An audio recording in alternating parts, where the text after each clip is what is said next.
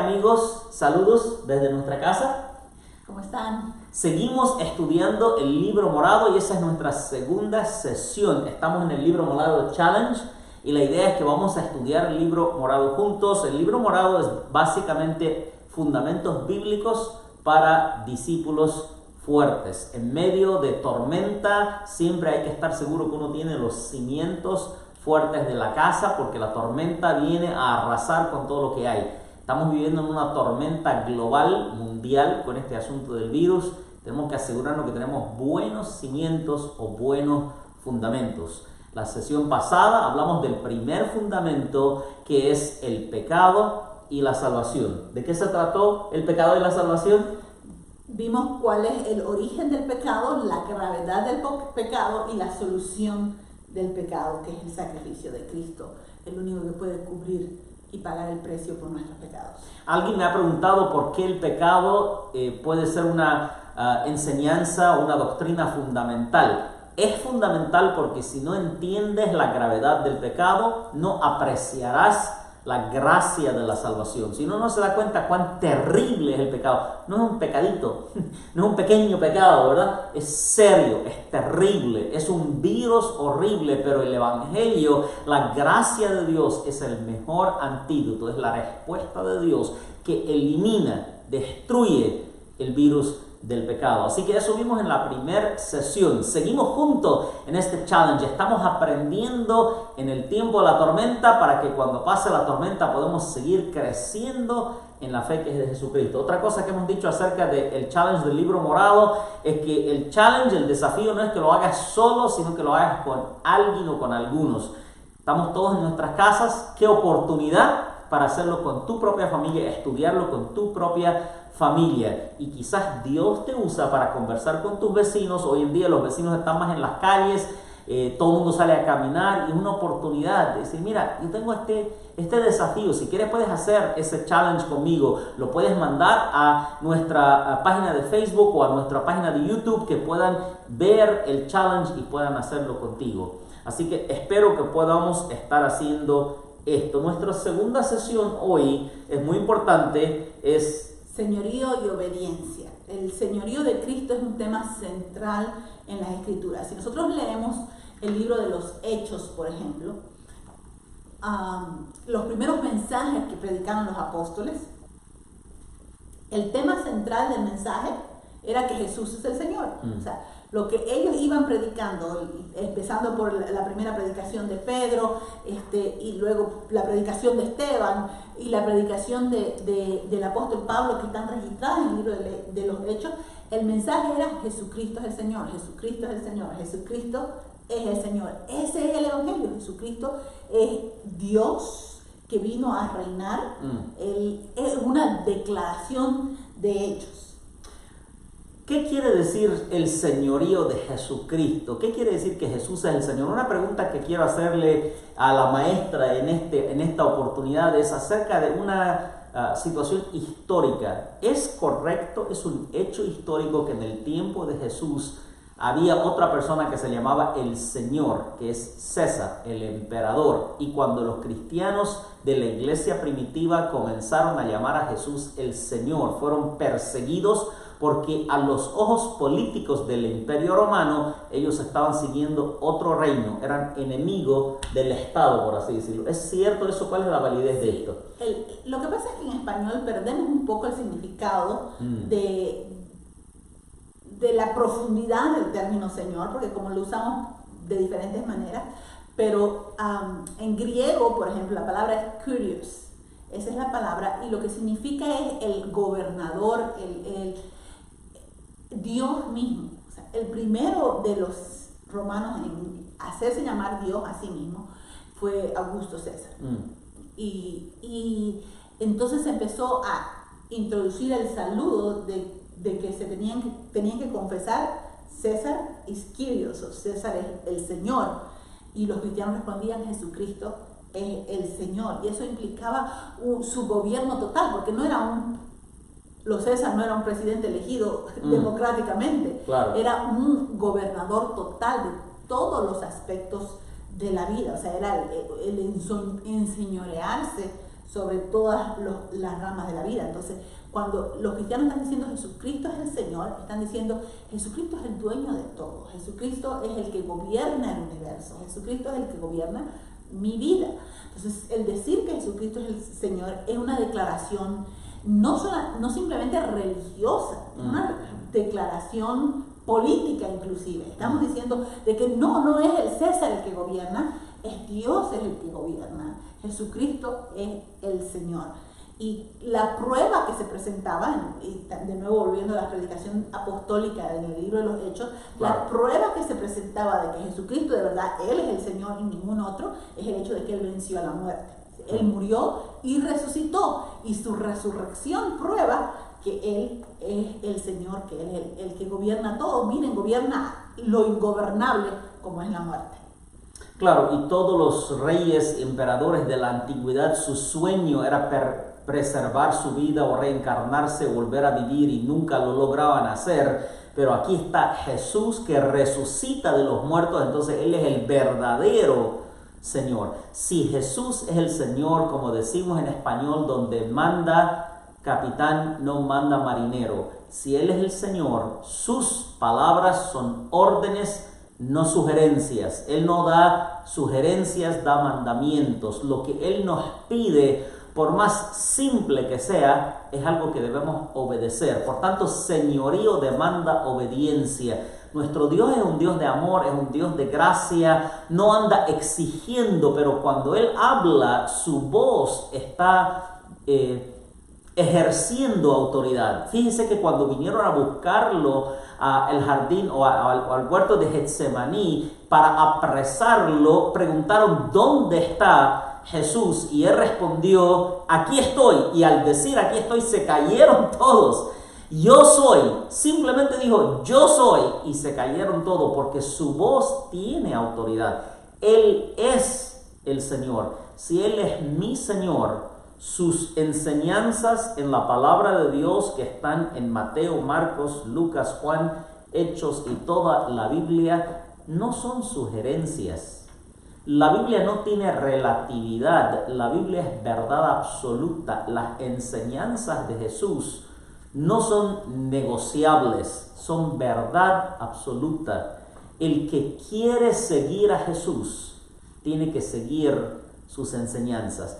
Eso es que Él es el Señor. Si Él es el Señor, Él espera de nosotros obediencia. Por eso nuestra segunda lección se llama la puerta estrecha.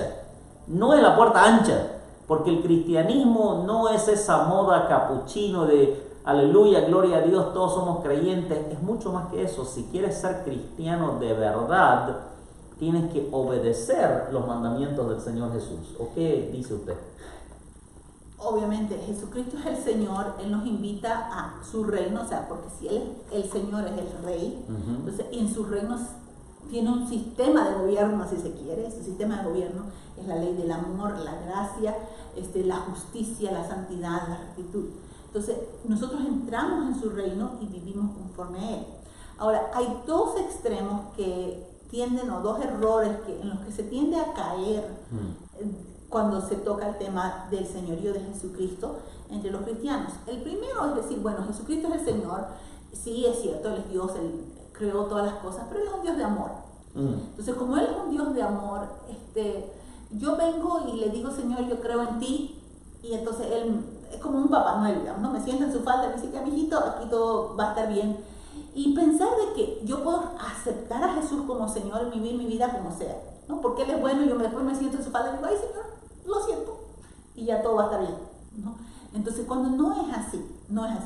El otro extremo, el otro error en el que se puede caer, es el pensar que para agradar a Dios, yo necesito hacer todas las cosas bien, tengo que cumplir todos los mandamientos, o si no, Dios me va a rechazar. Nosotros no somos aceptados por cumplir los mandamientos, nosotros somos aceptados porque Jesús cumplió los mandamientos. Así es. Nosotros no somos aceptados porque no cometemos errores, somos aceptados porque Jesús no cometió ningún error, fue tentado en todo sin pecado, y mi vida está escondida con Cristo en Dios. Entonces yo me estoy escondiendo detrás de Él, y es su justicia la que me hace santo, la que me rectifica. Entonces no me gano el favor de Dios con su obediencia. Sin embargo, o sea, no es cierto que me puedo sentar en su falda y hacer lo que yo quiera y llamarlo Señor. Eso no funciona. Jesús lo dijo claramente. ¿Por qué me dicen Señor, Señor y no hacen lo que yo les mando? ¿No? En aquel día, hablando del día del juicio, muchos me dirán, Señor, en tu nombre hicimos todas estas cosas. Yo les diré, nunca os conocí, apartados de mí, hacedores de maldad. O sea, porque no es el que me dice Señor, Señor, el que entrará en el reino de los cielos, sino el que hace la voluntad de mi Padre que está en los cielos. O sea, el señorío conlleva obediencia, pero no es una obediencia que me gana el favor de Dios, es una obediencia que es el resultado del favor de Dios sobre mi vida. Entonces, cuando yo le digo, Jesús, tú eres el Señor, entro en el reino de Dios y hay una transformación que pasa en mi vida, porque al entrar al reino de Dios, dice la Biblia que al reino de Dios no se puede entrar sucio. O sea, no se puede entrar mal vestido. Así es. Al reino de Dios se tiene que entrar. Entonces Dios me ha revestido de su justicia, Dios me ha revestido de su santidad y me ha dado una nueva naturaleza. Ahora que he sido revestido de su santidad, he sido revestido de Cristo, no puedo andar manchando mi vestido. No tengo cuidado. Y el resultado de haber sido transformado es que yo empiezo a seguir a Cristo y a obedecerle. Porque discipulado, lo que estamos haciendo es discipulado, o sea, aprender a seguir a Cristo. Así es. Entonces, discipulado es seguir a Jesús. Entonces, si Jesús da un paso a la derecha, yo doy un paso a la derecha, da un paso adelante, yo cumplo, yo voy siguiendo sus pasos. Eso es la obediencia. O sea, si Jesús lo hace, yo lo hago. Si Jesús no lo hace, yo no lo hago. Y es parte de reconocer en forma práctica, diaria, que Él es el Señor. Por eso Jesús dijo, el que quiera venir en pos de mí, niéguese a sí mismo, tome su cruz y sígame. Entonces estoy siguiéndole, y como Él crucifica su carne, Él fue crucificado, yo también no hago lo que yo quiero, yo hago lo que el Señor quiere, estoy siguiendo su paso. Entonces la obediencia, en resumen, es un resultado de la transformación que Dios ha hecho en mi vida, no un requisito para ser transformado. Pero si he sido transformado porque he reconocido que es el Señor, entonces vivo mi vida de manera diaria para obedecerle y no para agradarme a mí mismo. Muy cierto. La última pregunta en la lección número 2 del capítulo número 2 del libro morado, aquí usted puede ver, dice, ¿cuál es la razón por la que algunas personas viven en pecado y aún piensan que son cristianos? 1 Corintios 6, 9 al 10. Excelente reflexión. Lea 1 Corintios 6, 9 al 10 y responda, espero que pueda responder todas las preguntas, pero en especial esta. ¿Cuál es la razón por la que algunas personas viven en pecado y aún piensan que son cristianos? Nos hacemos esta pregunta porque hoy en día en muchas partes del mundo ser cristiano está de moda, en nuestra área del mundo. Pero ser cristiano es ser un seguidor de Cristo. Y ser un seguidor de Cristo es apartarse del pecado, no por miedo al castigo de Dios, sino por compromiso al amor de Dios, que es muy distinto. El seguir a Cristo como Señor demanda una transformación de mi vida, incluyendo mis relaciones. Antes de Cristo podía relacionarme de una manera. En Cristo mi forma de relacionar y las personas con las que me puedo relacionar son otras. ¿Qué entendemos por el cambio de relaciones una vez que estamos en Cristo? Hay dos niveles del cambio de relaciones que Dios hace, porque Él es el Señor.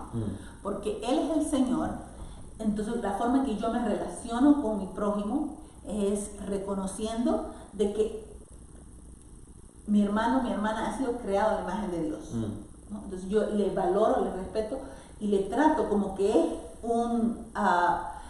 como que lleva la imagen de Dios. Entonces mis relaciones son transformadas en la forma en que trato a mi hermano como un representante, como un cargador de la imagen de Dios. Entonces en ese nivel somos transformados porque ya no los trato como cosas que yo uso, porque muchas personas usan sus relaciones, o sea, tienen sus relaciones que son simplemente utilitarias. O sea, me sirve o no me sirve, digamos, ¿no? Me satisface o no me satisface, no están dispuestos a sacrificarse por el hermano como la Biblia nos enseña.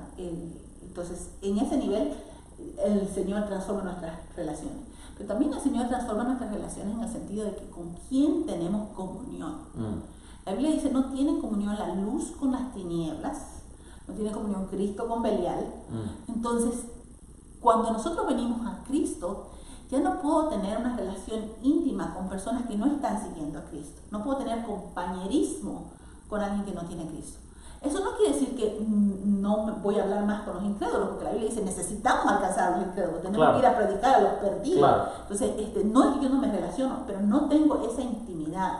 O sea, si alguien, si mi familiar, mi vecino, mi compañero, no tiene a Cristo en su corazón, yo no puedo caminar con él, porque él está yendo a agradar su propia carne y yo estoy yendo para agradar a Cristo. Entonces no puedo... No vamos a caminar al mismo lado. No estamos, o sea, es como que me están estirando entre dos fuerzas. Entonces no puedo caminar en comunión con nadie que no está siguiendo a Cristo. Mi comunión es con los santos, mi comunión es con los que... O sea, el discipulado, y por eso el desafío del libro morado es con quién estás haciendo, porque el discipulado es seguir a Cristo. ¿No ves? Así es. Entonces, ¿y con quién lo estás siguiendo? Entonces, yo me agarro de alguien que tiene el mismo corazón, la misma disposición de seguir a Cristo y juntos vamos siguiendo sus pasos, animándonos los unos a los otros. Por eso siempre decimos mejor juntos. Hashtag mejor juntos. Siempre mejor juntos.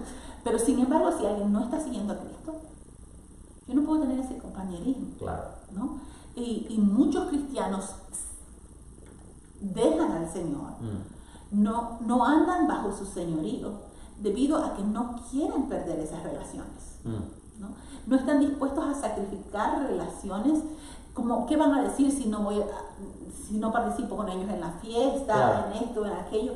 O sea, no importa, si Jesucristo es el Señor, ya esa relación no es el Señor de mi vida, ¿no? Muchos personas solteras también sacrifican el señorío de Cristo por una relación con una persona que no está siguiendo a Cristo. Por eso la Biblia dice que no podemos unir en yugo de igual. Entonces, transforma nuestras relaciones en que trato a mi hermano como quien lleva la imagen de Cristo. Sea que seas cristiano o no seas cristiano, tiene la imagen de Cristo, porque todos los seres humanos somos creados por Dios, lo aceptemos a Él o no. Entonces tratamos a nuestros cohumanos como personas que son creados a la imagen de Dios. Entonces nuestro trato con ellos cambia, porque Jesús es el Señor. Y nuestras relaciones de intimidad, de compañerismo, de comunión, cambian, porque mi comunión es solo con aquellos que están siguiendo a Cristo también. Excelente. Excelente, entonces tenemos un cambio de Señor y un cambio de relaciones. Ahora que Cristo es nuestro Señor, el pecado no es nuestro Señor, tenemos nuevo círculo. No abandonamos a la gente que no sigue al Señor, los amamos, hablamos con ellos, les predicamos el Evangelio y mantenemos una amistad, pero una diferencia entre amistad y comunión. Hay una diferencia entre caminar con una persona y simplemente acercarse a la persona para traerla al mundo de Dios o al reino de Dios. Finalmente, la pregunta que nos hace el capítulo 2 es, ¿puedes pasar la prueba? ¿Puedes pasar la prueba? Y esa prueba está basada en el libro de Primera de Juan. La epístola de Primera de Juan tiene muchas preguntas. El que es de Cristo hace esto, el que no es, hace esto otro, ¿no? Así es. Si alguno dice que ama a Dios, debe amar también a su hermano. El que dice que ama a Dios y aborrece a su hermano es mentiroso, ¿no? El que dice que Jesús es su Señor debe andar como Él anduvo. Y el libro de Primera de Juan tiene muchas de estas preguntas que son pruebas, o sea, para que nos autoprobemos, no para que testemos al vecino, porque ese es el error que muchas veces hacemos, ¿no? O sea, ese no es cristiano, ese no es... Dice la Biblia, no podemos nosotros hacer eso, aun si fuera cizaña, que no lo sabemos, no podemos confundir el trigo con la cizaña, no es nuestro trabajo andar arrancando lo que nosotros creemos que no es. Nuestro trabajo es analizarnos a nosotros mismos. Y el test que nos da en esta lección, la lección 4 del capítulo 2, es, ¿puedes pasar la prueba? ¿Estás obedeciendo a Cristo? ¿Es tu disposición seguir a Cristo? ¿Cómo estás tratando a las personas? Dices que amas a Dios, pero andas peleado con Raimundo y todo el mundo. O sea, no puedo decir que amo a Dios y aborrezco a mi hermano. No puedo decir que Jesús es el Señor y ando en tinieblas, porque Dios es luz. Entonces yo tengo que andar en la luz, no puedo andar en tinieblas. Y el libro de Primera de Juan es un test para evitar el autoengañarnos. Claro. Si hay algo a lo que yo le he tenido un temor reverente, digamos, delante de Dios, es al autoengaño. Yo le digo, Señor, no permitas nunca que me autoengañe. Porque yo veo tanta gente que tiene visión distorsionada. Y uno desde afuera dice, ¿de cómo estás pensando eso? Y yo tengo temor de autoengañarme. Y yo me puedo autoengañar y pensar que estoy bien cuando no lo estoy. Entonces, por eso la Biblia No dice, se preocupe, yo se lo voy a hacer llegar. Sí, tú eres un siervo de Dios que siempre me está ayudando a que no me engañe. Para servirle. Le devuelvo el favor. Desde siempre. Pero volviendo al punto, o sea, primera de Juan nos dice, puedes pasar la prueba. Así puedo yo pasar Así la es. prueba y medir si obediencia es la prueba, ¿no? O sea, el que me ama guarda mis mandamientos, ¿no? Así es. El que me ama guarda mis mandamientos. Que Dios nos ayude a entender que Jesús es el Señor, quiere decir que Él es el jefe y que debemos obedecerle. No es opcional, pero es voluntario. Hay una interesante declaración aquí. No es opcional, pero es voluntario. ¿Qué quiere decir eso? Si quieres que Jesús sea tu Señor, tienes que obedecerlo. Pero ese tienes que es una decisión que tienes que tomar. Tu libre voluntad está ahí para tomar la decisión. Yo he tomado la decisión de que Jesús es mi Señor y que voy a obedecerlo. Y todos los días de mi vida continúo tomando esta decisión día a día a día. Que Dios nos ayude a seguir viviendo bajo el señorío de Cristo, que el Señor te ayude en tu propia vida. Haga el capítulo con tu familia o con el grupo con el que estás, responde las preguntas y si tiene alguna pregunta para nosotros la puede hacer en los comentarios, nos puede mandar un inbox. Siempre acuérdese, al comentar ponga #mejoresjuntos, nos puede mandar un mensaje por WhatsApp o por nuestro correo electrónico. Estamos para servirte, pero lo más importante es que esto usted no lo reciba simplemente, sino que lo haga con otras personas. Vamos a orar por ti. Padre, gracias por cada uno de mis amigos. Gracias, Señor, por nuestra familia espiritual. Gracias por los fundamentos bíblicos que hay en la palabra de Dios. Señor, confesamos, tú eres el Señor. Tú eres el Señor. Y si tú eres nuestro Señor, prometemos obedecerte. En el nombre de Jesús. Amén. Dios los bendiga.